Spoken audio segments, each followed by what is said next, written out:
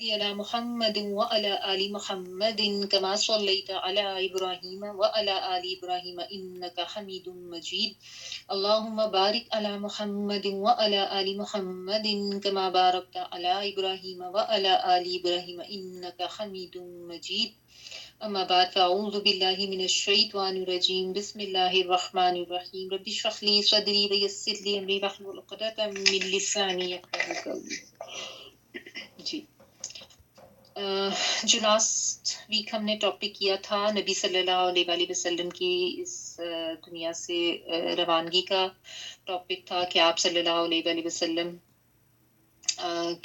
نے وفات پائی اور اس کے بعد پھر جو صحابہ کرام کے اوپر ایک غم اور تکلیف کا اور دکھ اور افسوس کا جو ایک جو اثر تھا وہ اتنا زیادہ تھا جس میں ہم نے پڑھا کہ ان کو سمجھ ہی نہیں آ رہی تھی کہ ہم کیا کریں، جس میں بالخصوص حضرت عمر فاروق رضی اللہ تعالیٰ عنہ کے بارے میں پتہ چلتا ہے کہ وہ تو اتنے زیادہ کیونکہ مزاج کے تیز تھے تو اتنی غم کی شدت تھی کہ وہ غصے میں آ کے تلوار نکال کے کھڑے ہوئے کہ کسی نے اگر یہ کہا کہ آپ صلی اللہ علیہ وآلہ وسلم کی وفات ہو گئی ہے تو میں اس کو قتل کر دوں گا۔ اس کے علاوہ حضرت علی رضی اللہ تعالیٰ عنہ کے بارے میں بھی آتا ہے، حضرت عثمان رضی اللہ تعالیٰ عنہ کے بارے میں بھی آتا ہے کہ بہت زیادہ غم سے نڈھال ہو گئے تھے۔ حضرت ابو بکر صدیق رضی اللہ تعالیٰ عنہ ہم نے پڑھا تھا کہ وہ اس وقت مدینہ سے باہر ایک مقام پہ گئے تھے اپنی وائف کے پاس، وہ وہاں سے واپس آتے ہیں اور یہاں پہ حضرت ابو بکر صدیق رضی اللہ تعالیٰ عنہ کا جو کردار ہے بہت زبردست نظر آیا کہ انہوں نے آ کے سب کو ایک طرح سے ہمت دی، جیسے کہتے ہیں نا ایک بہت زبردست کردار، یعنی جس نے سہارا بھی دیا، جس نے سمجھایا بھی ایسے نازک وقت میں، حالانکہ خود بہت کلوز تھے نبی صلی اللہ علیہ وآلہ وسلم کے، لیکن انہوں نے آ کے بڑے اچھے طریقے سے سب کو تسلی دی اور یہ کہا کہ تم میں سے جو محمد کی عبادت کرتا تھا تو وہ جان لے کہ محمد صلی اللہ علیہ وآلہ وسلم کی موت واقعہ ہو چکی ہے، ہاں جو اللہ کی عبادت کرتا تھا تو یقیناً اللہ تو ہمیشہ زندہ رہنے والا ہے۔ پھر انہوں نے ایک آیت بھی پڑھی تھی سورۃ آل عمران کی کہ اگر ان کی موت واقعہ ہو جائے کہ وہ قتل کر دیے جائیں تو تم اپنی ایڑیوں کے بل پلٹ جاؤ گے۔ تو پھر اس پہ ایک دم صحابہ کو جیسے ایک جھٹکا سا لگا اور وہ سب جاگے ایک اس سے کہ ہم کیا کر رہے ہیں، واقعی یہ تو اللہ تعالیٰ کی طرف سے ہمیں بتایا گیا ہے کہ نبی صلی اللہ علیہ وآلہ وسلم کو بھی موت آئے گی، وہ بھی بشر کے انسان تھے۔ اور پھر اس وقت حضرت عمر فاروق رضی اللہ تعالیٰ عنہ ان کو بھی تھوڑی ہوش آئی اور پھر وہ غم سے نڈھال ہو کے زمین کی طرف ہی وہ لڑک گئے تھے اور انہوں نے کہا کہ میں جان گیا کہ باقی آپ صلی اللہ علیہ وآلہ وسلم کی وفات ہو گئی ہے۔ یہاں تک ہم نے لاسٹ پہ کیا تھا۔ اب اس کے بعد دیکھیں ایک بہت بڑا جو مرحلہ تھا خلافت کا کہ خلافت کس نے سنبھالی، تو یہ ٹاپک ہے خلافت کے لیے ابو بکر رضی اللہ تعالیٰ عنہ کا انتخاب۔ میرے پاس پیج نمبر 370 ہے۔ رسول اللہ صلی اللہ علیہ وآلہ وسلم کی وفات کے بعد سب سے اہم مسئلہ یہ تھا کہ اب ایک امیر یعنی ایک امام منتخب کیا جائے جو عوام و ملک کے معاملات چلانے کے لیے آپ صلی اللہ علیہ وآلہ وسلم کا جانشین ہو، کیونکہ obviously ابھی تک ظاہر ہے آپ صلی اللہ علیہ وآلہ وسلم یہ امام تھے یا اس اسلامی ریاست کے حکمران تھے، سب معاملات آپ کے ہاتھ میں تھے۔ اب جو ہے یہ ہوا مسئلہ کہ اب کس کو امیر منتخب کیا جائے۔ اس سلسلے میں حضرت علی رضی اللہ تعالیٰ عنہ جو تھے، حضرت علی بن ابی طالب، وہ یہ سمجھتے تھے کہ وہ جانشینی کے زیادہ حقدار ہیں کیونکہ وہ نبی صلی اللہ علیہ وآلہ وسلم کے خاص قریبی ہیں۔ چنانچہ وہ اور حضرت زبیر نیز بنو ہاشم کے کچھ لوگ حضرت فاطمہ رضی اللہ تعالیٰ عنہ کے مکان میں جمع ہوئے، جبکہ انصار نے اپنے میں سے ایک امیر منتخب کرنے کے لیے ثقیفہ بنی سعدہ میں اجتماع کیا، باقی مہاجرین حضرت ابو بکر اور حضرت عمر رضی اللہ تعالیٰ عنہ کے پیچھے ہو لی۔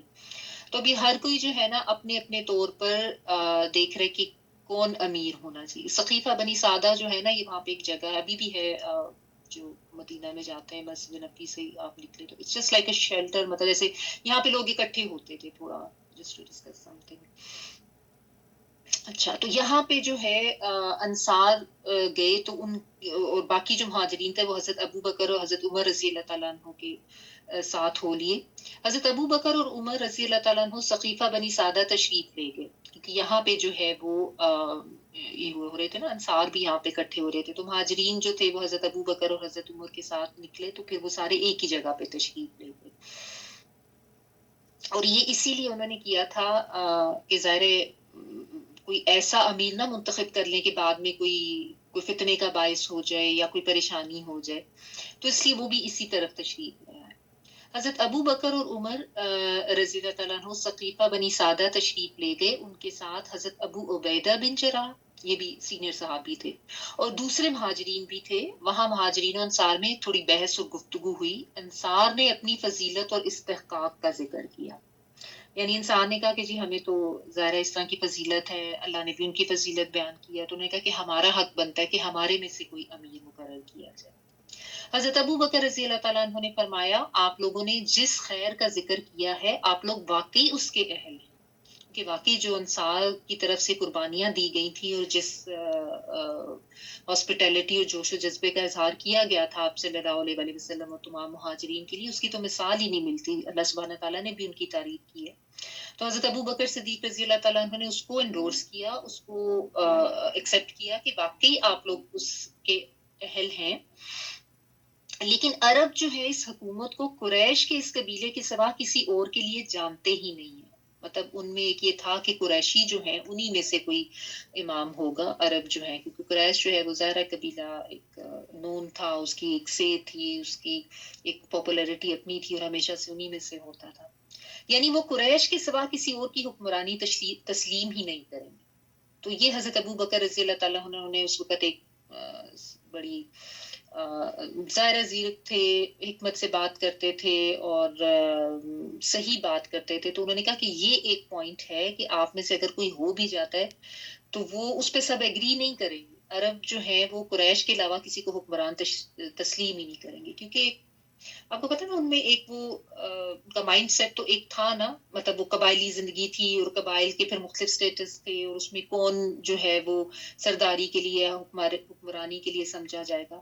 تو اس وقت نازک معاملہ تھا. تو آپ جو حضرت ابو بکر صدیق نے ان کو کہا کہ آپ بات بالکل ٹھیک کر رہے ہیں، لیکن یہ ایک پوائنٹ ہے جس کو نظر انداز نہیں کیا جا سکتا. وہ عرب میں نسب اور گھرانے دونوں لحاظ سے افضل ہیں. یعنی قریشی لوگ جو ہیں، قریش کے قبیلے کے لوگ، ان کو یہ ایک فضیلت حاصل ہے، اور عرب جو ہے اس کے علاوہ کسی کو ایکسیپٹ کریں گے نہیں. پھر انہوں نے حضرت عمر اور حضرت ابو عبیدہ رضی اللہ تعالیٰ عنہ کے ہاتھ پکڑ لیے اور فرمایا. اب یہاں پہ ان کی گریٹنس دیکھیں آپ، کتنا بڑا پن انہوں نے دکھایا. حالانکہ خود بڑے تھے عمر میں، تو نبی صلی اللہ علیہ وآلہ وسلم کے اتنے قریبی دوستوں میں سے تھے، لیکن آپ نے اپنے آپ کو بالکل پیچھے رکھا. کیونکہ دیکھیں نا، یہی تو پتا چلتا ہے نا، ان لوگوں میں کوئی حکومت کا، عہدے کا، حکمرانی کا لالچ نہیں ہوتا تھا.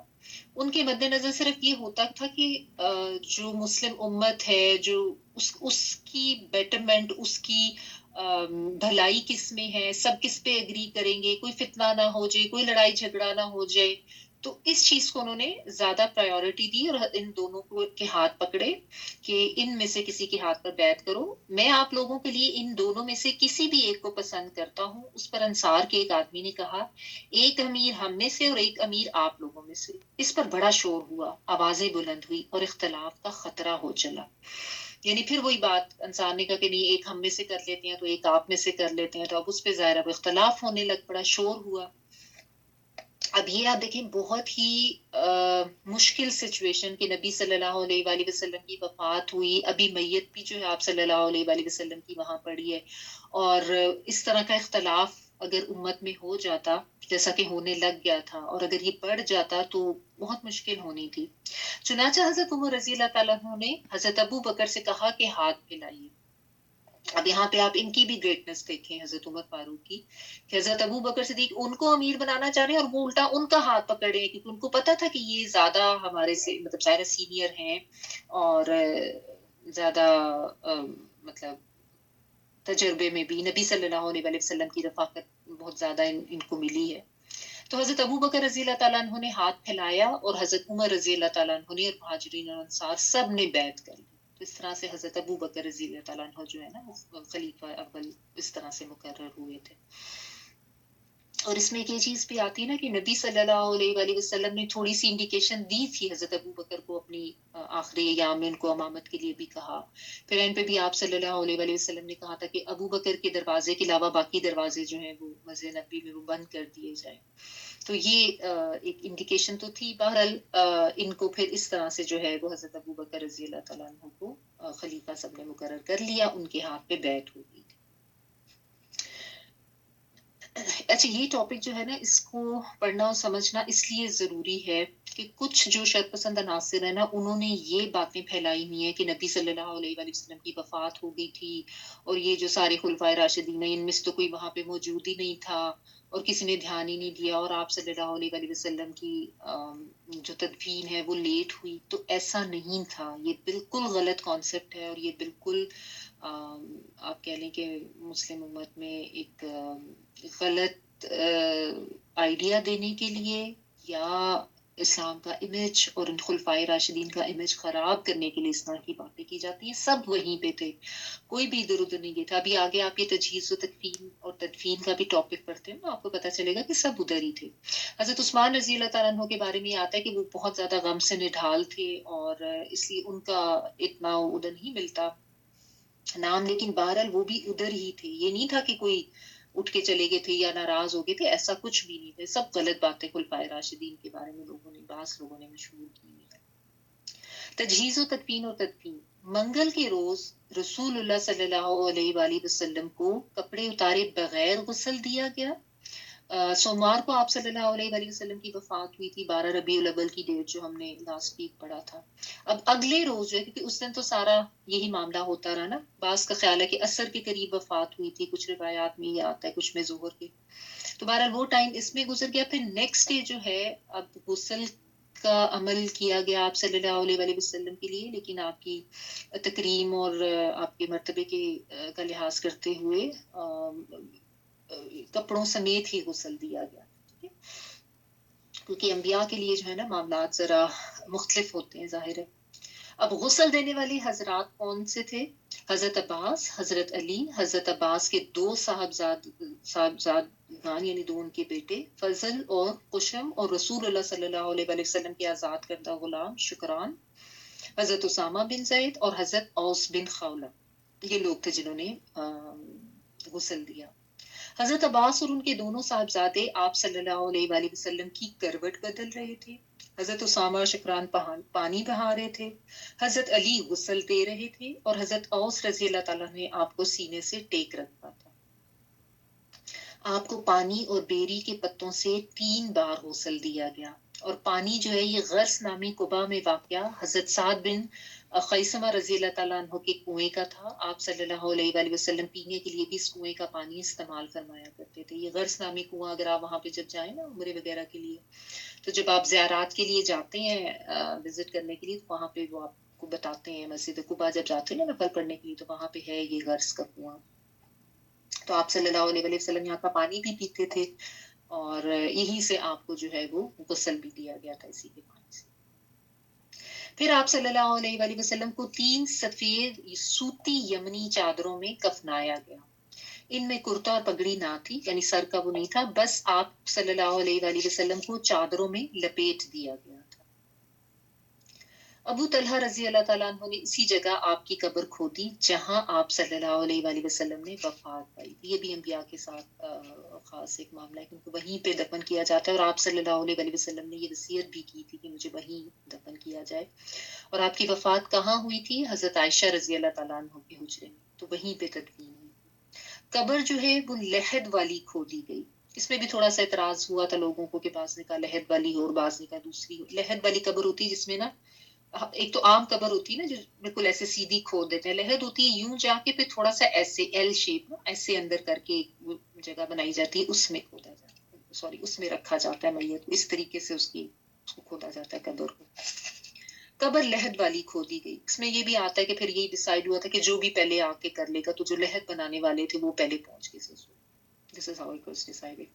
پھر آپ کی چارپائی قبر کے کنارے رکھ دی گئی. اب اس کو آپ ذہن میں رکھیں, یہ کوئی ایسا کوئی بڑا ہال شال نہیں ہے, بہت چھوٹے چھوٹے حجرے ہوتے تھے نا, so it was a small room حضرت عائشہ رضی اللہ تعالیٰ عنہ کا. وہاں پہ قبر کھود کے چارپائی قبر کے کنارے رکھ دی گئی. 10 صحابہ کرام اندر داخل ہوتے, فردن فردن نماز پڑھتے, کوئی امام نہ ہوتا. یہ خاص بات تھی نبی صلی اللہ علیہ وآلہ وسلم کی جنازے کے حوالے سے. کوئی امام نہ تھا. سب سے پہلے آپ کے خانوادے نے, یعنی آپ کے گھر کے جو لوگ تھے, حضرت عباس, حضرت علی رضی اللہ تعالیٰ, انہوں نے نماز پڑھی. پھر مہاجرین نے, پھر انصار نے, پھر بچوں نے, پھر عورتوں نے, یا بعض روایات میں آتا ہے کہ پہلے عورتوں نے اور پھر بچوں نے نماز پڑھی.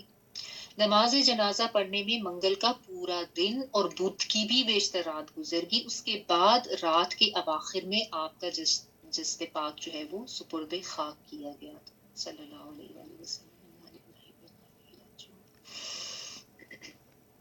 اب دیکھیں یہ جو ایک خاص آپ کے لیے آپ صلی اللہ علیہ وآلہ وسلم کے لیے یہ بات خاص تھی, خاص پروٹوکول کے کوئی ایک امام مقرر نہیں کیا گیا تھا آپ کی نماز جنازہ پڑھانے کے لیے. کہ دیکھیں آپ کے مرتبے کو تو کوئی میچ کر ہی نہیں سکتا تھا نا کہ آپ کی نماز جنازہ کی کوئی امامت کرتا. پھر یہ بھی تھا کہ لوگ بہت زیادہ غمزدہ تھے, اور پھر یہ بھی تھا کہ اگر کہا جاتا تو پھر سب کی کوشش ہونی تھی کہ ہم کر لیں, اس میں بھی کوئی انتشار ہو سکتا تھا.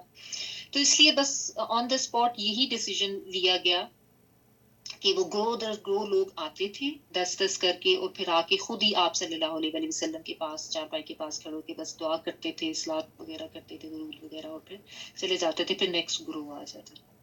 بعض دفعہ یہ سوال بھی کیا جاتا ہے کوئز میں کہ آپ صلی اللہ علیہ وسلم کی نماز جنازہ کس امام نے پڑھائی تھی, تو کسی نے بھی نہیں پڑھائی تھی. بس اسی طرح ہوتا تھا کہ گرو در گرو لوگ آتے جاتے تھے. ٹھیک ہے, سو یہ آپ کہہ لیں کہ صحابہ کرام کی طرف سے کہ ڈیسیجن لیا گیا, ایک پروٹوکول لیا گیا. ظاہر ہے جو آپ کے گھر والے تھے انہی کی طرف سے مین ڈیسیجن ہونا تھا. اور اس میں پھر ہے بدھ منگل کا پورا دن بھی گزر گیا, اور اگلی جو رات تھی وہ بھی گزر گئی. اس کے بعد پھر رات کے اواخر میں کہ رات پہلے آ جاتی نا بدھ کی, اس میں پھر آپ کا جسد پاک جو ہے وہ سپرد خاک کیا گیا. یعنی پیر کو ڈیتھ ہوئی تھی, اور اگلے دن کی جو رات آئی اس میں پھر آپ کو آپ کا جسد پاک سپرد خاک کیا گیا تھا. اتنا ٹائم بیچ میں آ گیا تھا.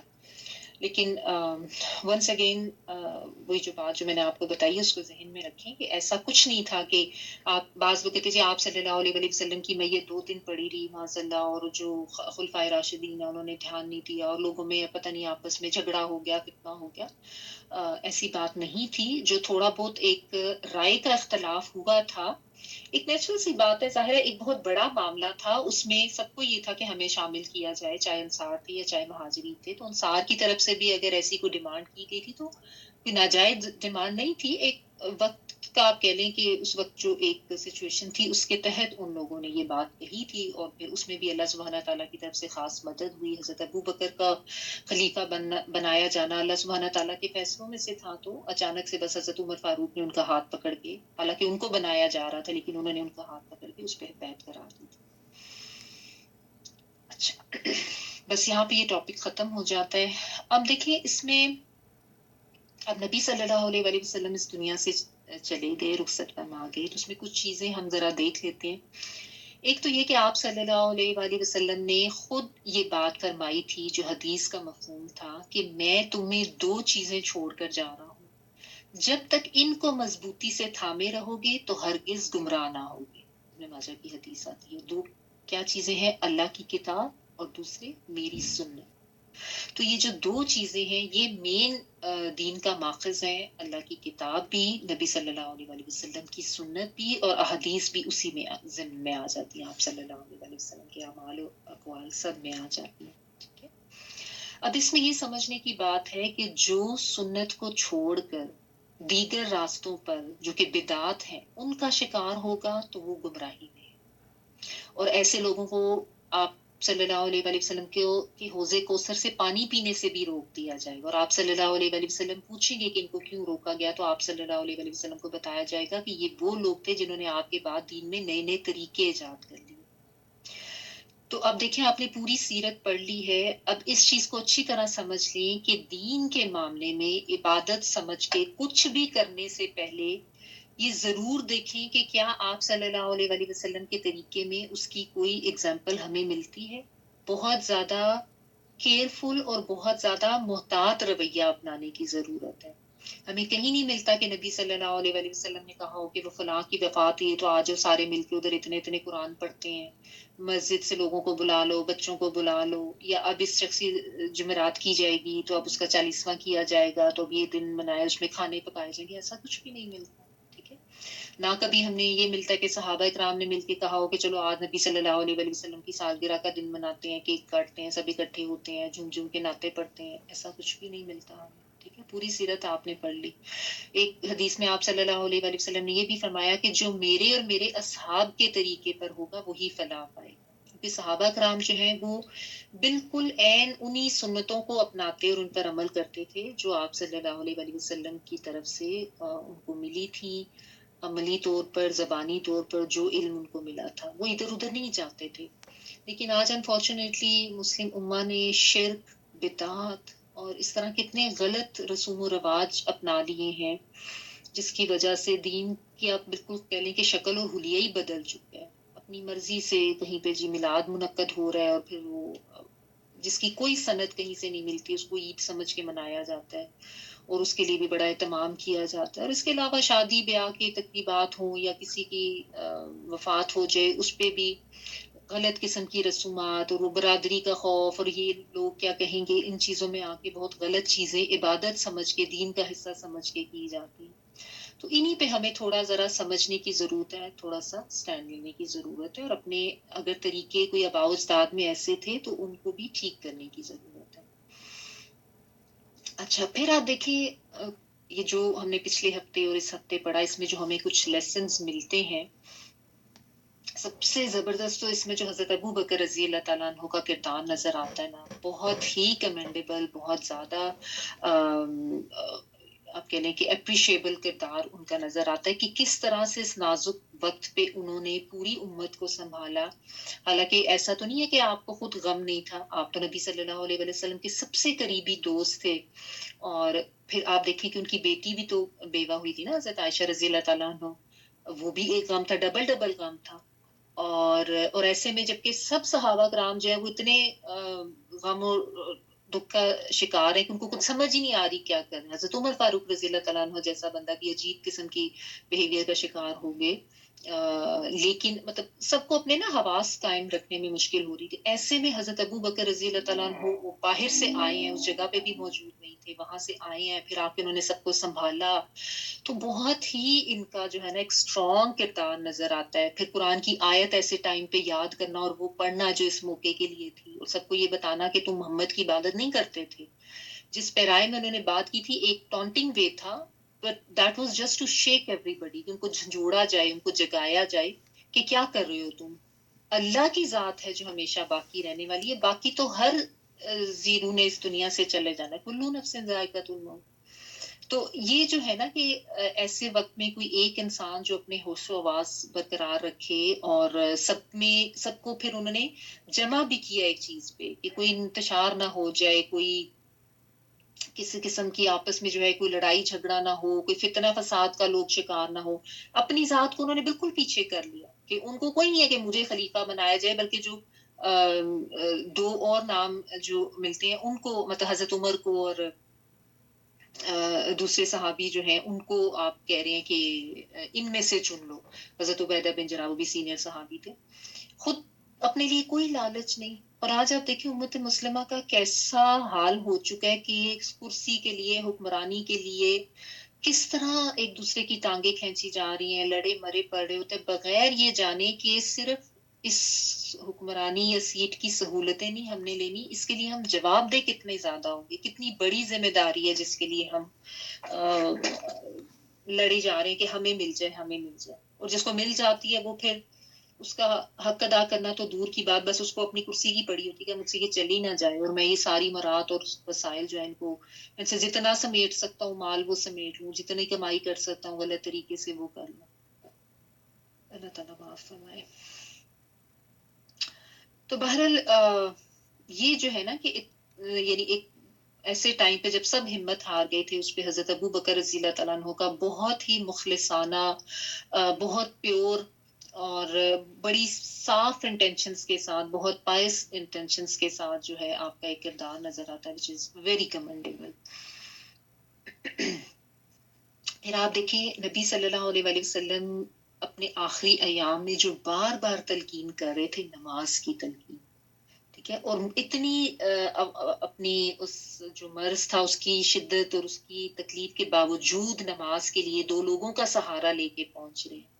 اور اس کی تلقین بھی کریں. اور آخری منظر بھی جو ہم نے پڑھا تھا نا، جیسے آپ صلی اللہ علیہ وسلم نے پردہ ہٹا کر دیکھا، وہ بھی امت کو نماز پڑھتے ہوئے دیکھا اور آپ کو خوشی محسوس ہوئی. تو اس سے نماز کی اہمیت پتہ چلتی ہے کہ یہ کتنا اہم فریضہ ہے، جس سے اکثر مسلمان اپنی صحت مند زندگی میں بھی اتنے غافل ہیں کہ دھیان ہی نہیں دیتے اس کو. جبکہ نبی صلی اللہ علیہ وآلہ وسلم کی سنت کیا ہے کہ اپنی زندگی کے آخری ایام میں بھی سب سے زیادہ اہمیت اس کو دے رہے ہیں. چاہے مشکل سے بھی چل کے آیا جا رہا ہے تو آ رہے ہیں، بیٹھ کے پڑھا جا رہا ہے تو پڑھ رہے ہیں.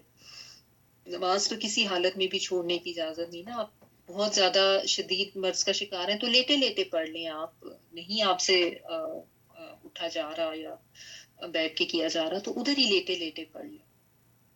ٹھیک ہے. تو یہ بات بھی ایک بہت زیادہ، یعنی اگر ہم سمجھیں اس کو کہ نماز کی اہمیت کتنی زیادہ آپ صلی اللہ علیہ وآلہ وسلم نے ہمیں سکھائی، صرف زبانی نہیں، اپنے عمل سے آخری دم تک جو ہے یہ ان کے عمل سے ثابت ہوتا ہے نبی صلی اللہ علیہ وآلہ وسلم. اور پھر یہ بھی دیکھیں کہ زندگی کے آخری لمحات تک دین کی تعلیم کرتے جا رہے ہیں، جس میں سب سے زیادہ انہوں نے کمزوروں کے حقوق پہ اینڈ تک بہت زور دیا کہ اپنے لونڈی غلام یعنی ان کا خیال رکھنا، ان کے ساتھ کوئی زیادتی نہ ہو جائے، ان کے ساتھ ان کی حق تلفی نہ ہو جائے. اور پھر نماز کے بارے میں بھی تلقین کرتے رہے. تو یعنی آپ صلی اللہ علیہ وسلم کا جو فریضہ تھا دین کی تبلیغ کا، زندگی کے آخری سانس تک آپ نے اس کو ادا کیا. اتنا زیادہ آپ کو اپنی ذمہ داری کا احساس تھا. تو آج ہم لوگ دیکھیں کہ ہم بحیثیت مسلمان یا بحیثیت ایک فرد امت مسلمہ کا ہونے کے، ہم اپنی اس ذمہ داری کو کتنا نبھاتے ہیں. یہ ٹھیک ہے کہ ہم میں سے ہر ایک کے اوپر اس طرح سے نہیں ہے، لیکن امت محمدیہ کا فرد ہونے کے ناطے تھوڑی بہت ذمہ داری تو ہر ایک کے اوپر آتی ہے نا. اور کچھ نہیں تو اپنے گھر والوں کا، جو اپنی جو ریت، جو اپنے بچے وغیرہ ہیں، ان کا تو نگران ہمیں بنایا گیا ہے نا. کم از کم ان کی تو دینی تعلیم جو ہے اور تربیت، اس کا ہم اسلامی اصولوں پر اس کا بندوبست کریں، ان کو سکھائیں، ان کو سمجھائیں. لیکن آج بہت سے مسلمان اس سے بھی غافل ہیں. مطلب آگے پہنچانا تو دور کی بات، اپنی جو بچے جن کے بارے میں ہم سے سوال کیا جائے گا، یہ تو نبی صلی اللہ علیہ وسلم نے کہا ہے نا کہ ہر کوئی نگران ہے، ہر ایک سے سوال کیا جائے گا اس کی ریت کے بارے میں، جس چیز کا. تو کیا ہم اس اپنے فرض کو سمجھتے ہیں؟ کیا ہمیں اس سے آگاہی ہے کہ ہمیں آنسریبل ٹھہرایا جائے گا کہ ہم نے اپنے بچوں کی کیا تربیت کی؟ اور اس میں ظاہر ہے اللہ تعالیٰ سے بھی دعا کریں کہ اگر کوتاہی ہم سے ہوئی ہے، استغفار بھی کریں اور اللہ سے دعا بھی کریں کہ ہدایت پہ رہنے کی، اور جو چھوٹی موٹی کوشش اور ایفرٹ آپ سے ہو سکتی ہے ان کو دین سے جوڑنے کی، وہ کرتے رہیں. اور ویسے بھی ادھر ادھر بھی جب آپ کبھی بیٹھیں تو کوئی دین کی بات، کوئی اچھی حدیث، کوئی آیت جب بھی آپ نے کوئی پڑھی ہے تو آپ اس کو کسی سے ڈسکس کریں. وہ آپ کے لیے اپنے لیے ایک ریویژن کا بھی باعث بن جاتی ہے، چاہے بچوں کے ساتھ کریں، چاہے ہسبینڈ کے ساتھ کریں، چاہے بہن بھائیوں یا نیبرز کے ساتھ. تو وہ بھی آپ کے لیے ایک اچھا ذریعہ بن جاتا ہے دین کی بات آگے پہنچانے.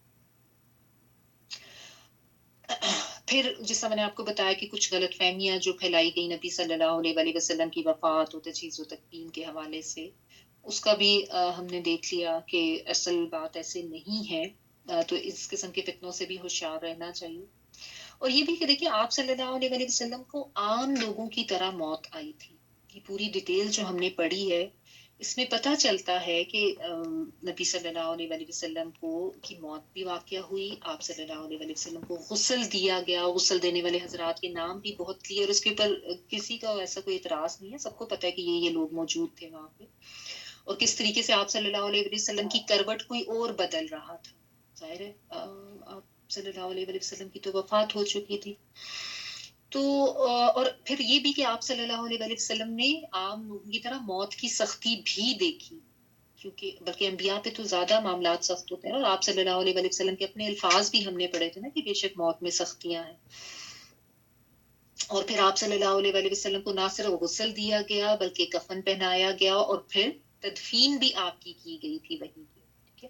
پھر بھی بہت سے لوگ ایسے ہیں جو آپ صلی اللہ علیہ وسلم کے بارے میں یہ کانسیپٹ رکھنے سے مانے اور وہ آپ کو زندہ تصور کرتے ہیں. نہ صرف یہ کہ زندہ تصور کرتے ہیں بلکہ کہتے ہیں جہاں بھی میلاد پڑھا جا رہا ہوتا ہے وہاں پہ آپ صلی اللہ علیہ وسلم تشریف لاتے ہیں، اور پھر اس لیے وہ لوگ کھڑے بھی ہو جاتے ہیں.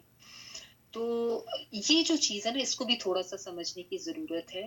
آپ صلی اللہ علیہ وسلم بھی جسد خاکی رکھتے تھے، انسان تھے، عام انسانوں کی طرح ٹھیک ہے آپ بہت افضل درجے پہ تھے، مطلب عام انسانوں کے جیسے تو نہیں تھے، لیکن کہنے کا مطلب یہ ہے کہ آپ کی بھی روح جو ہے وہ اللہ سبحانہ تعالیٰ کے پاس گئی، وفات ہوئی، آپ کی تدفین ہوئی، ابھی بھی آپ کی قبر ہے۔ ہاں جو برزخی معاملات ہیں اور وہ انبیاء کے اور اسپیشلی نبی صلی اللہ علیہ وآلہ وسلم کے ظاہر ہے بہت بلند درجات، اور وہاں پہ جو بھی ان کی برزخی زندگی ہے اس سے تو خیر کسی کو بھی انکار نہیں ہے، برزخی تو زندگی ہے، اور ظاہرہ آپ صلی اللہ علیہ وآلہ وسلم کے لیے بہت اعلیٰ مقامات وہاں پہ ہیں، یقیناً ہے، لیکن یہ تصور کرنا کہ آپ اس دنیا میں ہی ہیں، تشریف لاتے ہیں، یہ چیزیں جو ہے نا یہ غلط ہے، اور ان کو اوائڈ کرنا چاہیے، یہ بات بھی سمجھنے کی ہے۔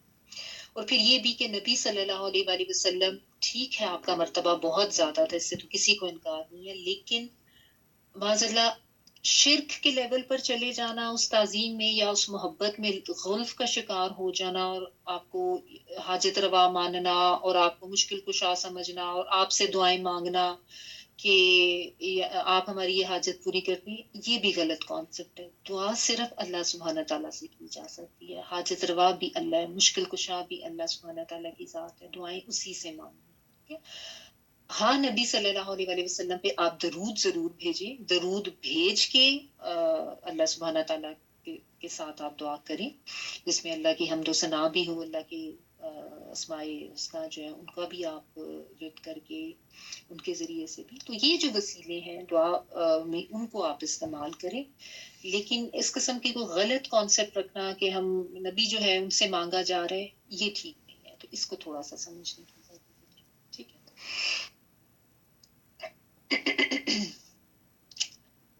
پھر نبی صلی اللہ علیہ وآلہ وسلم کے وسیلے سے مانگنا بھی ایک بات ہمارے یہاں بہت زیادہ ہے۔